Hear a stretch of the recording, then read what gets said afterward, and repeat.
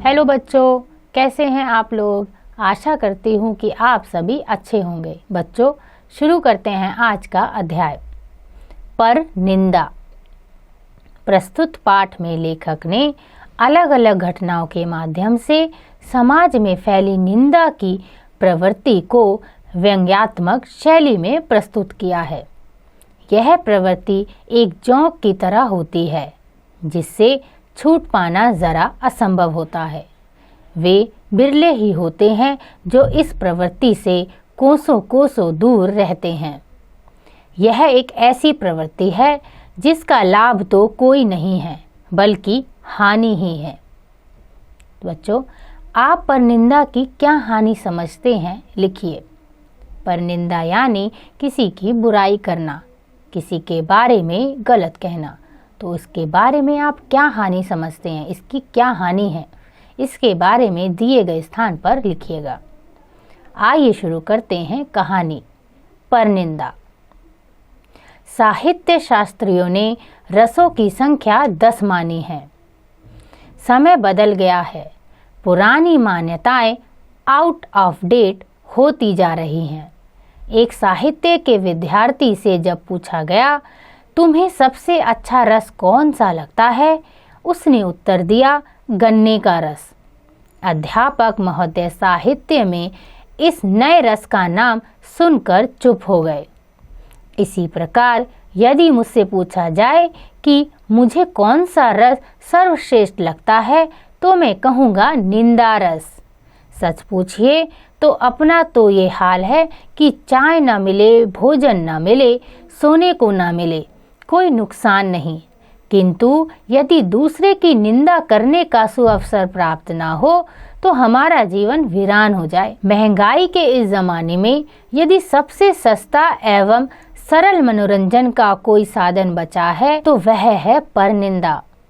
इसके लिए ना किसी ऑडिटोरियम की आवश्यकता है और ना किन्हीं अन्य उपकरणों की, ना निमंत्रण पत्र छपवाने का झंझट, न सभा सोसाइटी बुलाकर चुनाव करने की किल्लत, न मासिक चंदा।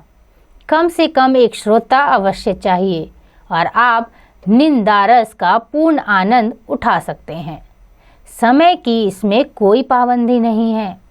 ताश के पत्ते नहीं तो आप ताश नहीं खेल सकते, कैरम बोर्ड ना हो तो आप कैरम नहीं खेल सकते। परनिंदा खेल में ऐसी कोई बाधा नहीं है। खेल में राजा और रंग का भेद नहीं माना जाता। परनिंदा के खेल को सभी देखते ही नहीं अपितु खेलते भी हैं। सभी को अच्छा लगता है। परनिंदा मीठी रोटी है, जिधर से तोड़ो उधर से मीठी। सुनने वाला भी मग्न है, निंदक भी रसनील है। निंदारस के उद्गम तथा विकास पर कोई शोध ग्रंथ मेरे देखने में नहीं आया। सुना है हाल ही में किसी विश्वविद्यालय में हिंदी साहित्य में निंदा रस शीर्षक से एक रूपरेखा प्रस्तुत की गई है। इस रूपरेखा में वैदिक काल से इसकी परंपरा का संकेत मिलता है। कबीरदास जी सैकड़ों वर्ष पुराने कवि हैं, संत थे। मुझे ऐसा प्रतीत होता है कि वे भी किसी निंदक के सताए हुए थे। उन्होंने लिखा है, निंदक नियरे राखिए आंगन कुटे छवाए, बिन पानी साबुन बिना निर्मल करे सुभाए। तिनका कबुए ना निंदिए जो पायन तन होए, कबहुई उड़ी आँखिन परे पीर घनेरी होए। कबीरदास जी तो महात्मा थे। यदि उनका सिद्धांत सब मानते तो निंदा पीछे पीछे न की जाती। सच पूछा जाए तो निंदा का आनंद परोक्ष में ही होता है। कोई भी निंदक को सादर आमंत्रित करके यह नहीं चाहेगा कि निंदक द्वारा निंदा सुनकर वह अपने मन को निर्मल करे। कबीरदास जी तो तिनके की निंदा करने को भी बुरा समझते हैं, किंतु आजकल निंदा के क्षेत्र में नए क्षितिज छुए जा रहे हैं। निंदा करने में लोग अपने डैडी जी को भी नहीं छोड़ते। गुरुजी तो किसी गिनती में ही नहीं रहे। एक विद्यार्थी से जब परीक्षा में फेल होने का कारण पूछा गया तो वह बोला, हम तो अपने डैडी की लापरवाही के कारण फेल हो गए। हमने पूछा, सो कैसे? उसने बताया, हम तो परीक्षा दे आए। बाद में डैडी को परीक्षकों के पास जाकर हमारे अंक बढ़वाने थे। यह उन्होंने नहीं किया। इसी का नतीजा है कि हम फेल हो गए। जिम्मेदार डैडी हुए ना। हम उनके मुंह की तरफ देखते रह गए। एक घर में सास दिन भर के लिए कहीं गई हुई थी। किसी पड़ोसिन को उस घर से कुछ लेना था। सास कभी किसी को कुछ दिया नहीं करती थी। पड़ोसिन चतुर थी। उसने सास की निंदा करना आरंभ किया। बहू ऐसी रसमग्न हुई कि उसे चीज ही नहीं दी, बल्कि अपनी ओर से उसे अनेक उपहार भी दिए और शाम तक बिना कुछ खाए उस पड़ोसिन से सास की बुराई सुनती रही। हमारे पड़ोसी भी मजेदार व्यक्ति हैं। उन्हें आप सदैव परनिंदा में लीन पाएंगे। यदि परनिंदा में कोई विश्व प्रतियोगिता होती तो वे कई पुरस्कार प्राप्त करते। किसी की प्रशंसा सुनना वे पाप समझते हैं।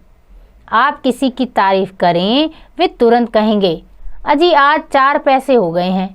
बाबूजी पर भूखे मरते थे। कई बार तो उनकी माँ हमारे घर से आटा मंगवा कर ले गई। इनकी बहन की बारात में बड़े फतीजे पड़ जाते अगर हमारे डैडी उन्हें रुपए उधार न देते। एक दिन मैं और वे एक कवि सम्मेलन में गए। उन्होंने कई कवियों के मुंह पर उनकी प्रशंसा की। लौटते में उन्होंने कवियों का अभिनंदन करना शुरू किया।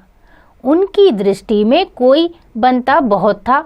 किसी की आवाज़ रेंकने जैसी थी, किसी की सूरत पर 12 बज रहे थे, किसी ने किसी दूसरे कवि के भावों का अपहरण किया था। बहरहाल उन्होंने जमकर सबकी निंदा की। मैं अनुभव कर रहा था कि जिस समय वे निंदा करने में मग्न थे, उन्हें ऐसा आनंद आ रहा था मानो बड़ी रकम की लॉटरी उनके नाम से निकल आई हो। उनकी बैठक एक प्रकार से परनिंदा भवन थी। शाम को अन्य निवेदक भी वहां पधारते थे। एक संगीत समारोह के संयोजक उनकी बैठक में आए। मैं भी उस दिन वहीं था। वे संयोजक से बोले, भाई, इस संसार में संयोजक दुर्लभ है। धन्य है आप जो दूसरों के मनोरंजन के लिए ऐसा करते हैं। आज जबकि व्यक्ति अपने में ही सिमटता चला जा रहा है, आप एक अपवाद स्वरूप ही कहे जाएंगे। मैं अवश्य हाजिर होऊंगा और मेरे लायक कोई सेवा बताइए। उन्हें चाय पिलाई। ज्यों ही वे बैठक से बाहर निकले, फिर क्या था, कहने लगे, धंधा बना रखा है लोगों ने। ये संगीत के नाम पर सारे गामा भी नहीं जानते, लेकिन चल दिए संयोजक बनकर। न कभी चंदे का हिसाब देते हैं। अजी इन्होंने तो इन कर्मों से अपनी हैसियत बनाई है। मैंने उनको टोका भी, भाई साहब, उनके सामने तो आप इतनी तारीफ कर रहे थे और उनके जाते ही उन पर पिल पड़े। उन्होंने बड़े भोलेपन से उत्तर दिया, यार, बुराई करने का मजा तो पीठ पीछे है, सामने तो मूर्ख कहते हैं, और हमारे कहने से क्या होता है, लोग मौज उड़ाएं और हम जुबान से भी ना कहें। मैंने यह अनुभव किया कि वे जब किसी की निंदा करते हैं तो तटस्थ भाव से कहते हैं। आवश्यक नहीं कि जिसकी वे बुराई कर रहे हैं उससे वे नाराज हों। उनकी तो बुराई करने की आदत पड़ गई है। वे बुराई के लिए बुराई करते हैं। किसी का दिल दुखाना उनका उद्देश्य नहीं। कई बार वे अपनी इस आदत के कारण परेशानी में भी पड़ चुके हैं। अपने पड़ोस में रहने वाली एक प्रौढ़ बुआ जी के बारे में उन्होंने ऐसे ही कुछ कह दिया। वे घर पर चढ़ आई और लगी इनको धमकाने। काफी आदमी भी जुड़ गए। जिनसे उन्होंने बुआ जी की बुराई की थी, वह भी साक्षी के रूप में उपस्थित थे। भाईजान रंगे हाथों पकड़े गए थे। बचते तो बचते कैसे? बड़ी मुश्किल से लोगों ने माफ़ी मंगवा कर उनका पिंड छुड़वाया। कुछ दिनों तक सावधानी बरती, फिर वही रफ्तार। एक दिन ऐसा हुआ कि वे सार्वजनिक रूप से अपनी सास की निंदा कर रहे थे। वे इनसे कितनी बेकार कराती है, उनका कैसा चिड़चिड़ा स्वभाव है, कैसी लोभिन है, आदि आदि। किसी ने सही कहा है कि दीवारों के भी कान होते हैं। बैठक में सभी प्रकार के लोग जमते हैं। किसी ने उनकी श्रीमती से सब बातें कह दी। सुबह सुबह मेरे घर आए और परेशानी की हालत में बोले, भाई क्या बताऊं, ऐसी बुरी बात पड़ गई है। मैंने मजाक मजाक में अपनी सास जी के बारे में कुछ कह दिया था। किसी भिड़ाने वाले ने और नमक मिर्च लगाकर श्रीमती जी से कह दिया है। कल दिन भर घर में खाना नहीं बना और शाम को उन्होंने सब सामान भी पैक कर लिया है और मायके जाने की तैयारी कर रही है। भाई तुम ही चलो, कुछ हो सके तो इस मामले को समाप्त करवाओ। मैंने कहा, यार आज पहली बार है, क्यों नहीं अपनी ज़बान पर काबू रखते हैं। मन बहलाने के और भी अनेक साधन हैं। क्या दूसरे की निंदा करने के अतिरिक्त तुम्हारा मनोरंजन और किसी साधन से नहीं हो सकता? भाई मर्द का कोई मामला होता मैं चला चलता। मियाँ बीवी के झगड़े में पड़ूं इतने बाल मेरे सिर में नहीं हैं। बहुत मिन्नत करने पर मैं उनके साथ चला गया। श्रीमती जी के चेहरे पर ऐसी लाली थी जैसे कि जेठ की मास को दोपहर में सूर्य को होती है। मैंने कहा, भाभी जी नमस्ते। उन्होंने बहुत ही औपचारिक रूप से नमस्ते कहा। मेरी हिम्मत नहीं पड़ रही थी। समझ में नहीं आता था कि बातचीत किस ढंग से शुरू की जाए। खैर साहब, किसी प्रकार मैंने साहस करके बातचीत प्रारंभ की। वे तो भरी हुई बैठी थी, उबल पड़ी। आखिर बूढ़े होने की आस। अब तक तो बाहर वालों की निंदा ही किया करते थे, अब घर वालों का भी नंबर आ गया। क्यों कोई अपने माँ बापों की बुराई सुनेगा, और वह भी बिना किसी कारण के। भाई साहब, नित्य ही निंदा करने के कारण इनकी दुर्गति होती है, और यह है कि इस आदत को नहीं छोड़ते।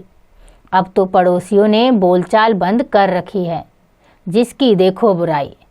मेरे बहुत समझाने बुझाने पर उनका गुस्सा उतरा।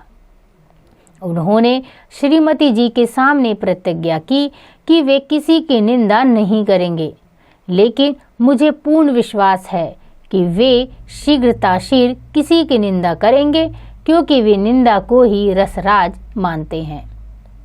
बच्चों, ये कहानी लिखी है बरसाने लाल चतुर्वेदी जी ने। बच्चों, बताया गया है कि परनिंदा यानी पीठ पीछे बुराई करना बहुत ही बुरी आदत है, लेकिन लोग इसे रस लेकर यानी बहुत ही आनंद लेकर सुनते हैं या फिर बोलते हैं। लेकिन परनिंदा करना एक बुरी आदत है, इसे हमें जल्द ही जल्द खत्म कर लेना चाहिए। हमने सीखा परनिंदा अनेक बुराइयों से बुरी है, अतः इससे दूर रहना चाहिए, क्योंकि यह आदत गलत है। आशा करती हूँ कि आपको यह अध्याय समझ आ गया होगा। इसका अभ्यास आप स्वयं कीजिएगा।